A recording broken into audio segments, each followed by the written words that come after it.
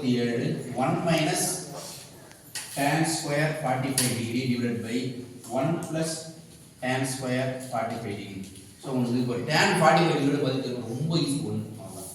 tan 45 டிகிரியோட மதிப்பு என்னன்னு கேட்டால் 1. ஸோ அப்புறம் வேணால் சப்ஸ்டிட் பண்ண போகலாம் அவ்வளோ. இந்த கொஸ்டின் பார்க்க ரொம்ப ஒன்றுமே இல்லை. 1 மைனஸ் 1 1 ப்ளஸ் 1 1 மைனஸ் 1 எவ்வளோ 0 பை 2 1 ப்ளஸ் 1 எவ்வளோ 2 0 பை anything 0. ஸோ அப்போ இது ஆன்சர் என்னன்னு கேட்டால் 1 minus tan square 45 1 plus tan square 45 மதிப்பு 0. அவ்வளோ. அடுத்த கொஸ்டின் பார்க்குறோம் 37 இது ரெண்டு மெத்தட் சொல்லி தரேன். ஒரு மெத்தட் வந்து பார்த்தீங்கன்னா கொஸ்டின்ல என்ன கொடுத்துருன்னு கேட்டீங்கன்னா 30 மீட்டர் 40 மீட்டர் 50 மீட்டர் பக்க அளவு கொண்ட ஒரு முக்கோணத்தினுடைய பரப்பளவு கண்டுபிடிச்சு சொல்றான். படம் போட்டு அவங்க கொடுத்தா நமக்கு ரொம்ப ஈஸியா இருக்கும். படம் போட்டு கொடுக்கல நம்மளே பார்க்கணும். ஸோ இப்போ என்ன பண்றான், ஒன்று வந்து 30 மீட்டர் பக்கம் சொல்றான், ஒன்று 40 மீட்டர், இன்னொன்று 50 மீட்டர், ரைட்டா? ஸோ இப்போ நம்ம வந்து என்ன பண்ண போறோம்னா ஒரு நார்மல் ஃபார்முலா பக்கம் கொடுத்துட்டா ஃபார்முலா இருக்கு. எஸ் என்ன பண்ணு பண்ணி ஃபர்ஸ்ட் 3 பக்கத்தையும் கூட்டிக்கும். இது ஏ இது பி சி 3 பக்கத்தையும் கூட்டி ரெண்டாவது வருது. S equal to A plus B plus C plus by 2. So இப்போ நான் ஏவோட வேல்யூ எவ்வளோ 30, பியோட வேல்யூ எவ்வளோ 40, சியோட வேல்யூ எவ்வளோ 50 பை 2.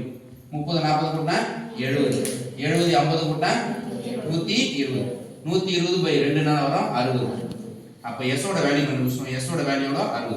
நமக்கு ஒரு ஃபார்முலா இருக்கு, முக்கோணத்தின் பரப்பளவு equal to square root of S into S minus A S minus B S minus C அப்படின்னு சொல்லிட்டு ஃபார்முலா இருக்கு. இப்போ என்ன பண்ணுறோம், இந்த ஃபார்முலா சப்ஸ்டிட் பண்ணுறோம். எஸ்ஸோட வேல்யூ எவ்வளோ 60, எஸ்ஸோட வேல்யூ எவ்வளோ 60, ஏவோட வேல்யூ எவ்வளோ 30, எஸ்ஸோட வேல்யூ 60, டியோட வேல்யூ 40, எஸ்ஸோட வேல்யூ 60, சியோட வேல்யூ 50.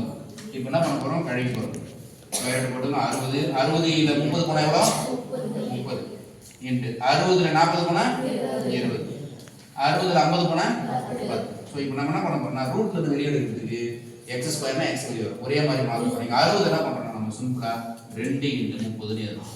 2 30 60 எடுக்கிறது ஈஸியா இருக்கு. இங்க 30 அப்படியே இருக்கு போட்டோம். 20 என்ன பண்றோம், 2 10 20 எழுதுறோம். இன்ட்டு 10. இப்போ நமக்கே தெரியும் 2 2 இருந்தா 1 எடுத்துக்கலாம். 2 30 பதிலா ஒரு 30, 2 2 பதிலா ஒரு 2, 2 10 பதிலா ஒரு 10. ஸோ இப்போ நம்ம என்ன பண்ண போறோம்னா ஸ்கொயர் ரூட் வெளியே எடுக்கும்போது 2 30 பதிலா ஒரு 30, 2 2 பதிலா ஒரு 2, 2 10 பதிலா ஒரு 10. அப்போ 32 60, 60 இன்டு 10 600 சென்டிமீட்டர் ஸ்கொயர். இது வந்து ஒரு ஃபார்முலா. இப்போ இன்னொரு ஃபார்முலா எப்படின்னு கேட்டோம்னா இந்த மாதிரி நீங்க எதுவுமே போட தேவையில்ல.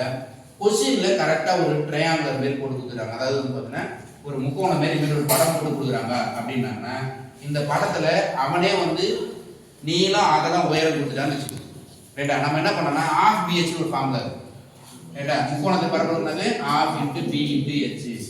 ஆனா அந்த கொஸ்டின்ல எது நீளம் எது அகலம் எது உயரம்னு தெரியல.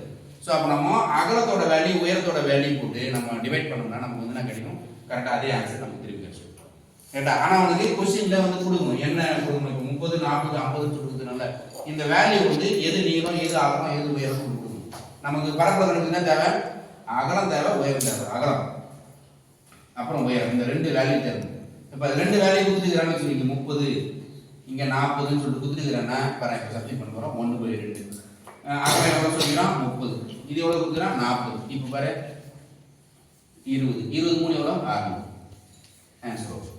ஸோ இந்த மாதிரி ஒரே ஸ்டெப்லையும் போட முடியும், இந்த மாதிரி ஸ்டெப்பும் போட கொஸ்டின் கொடுக்குறது பொறுத்து, ரைட்டா?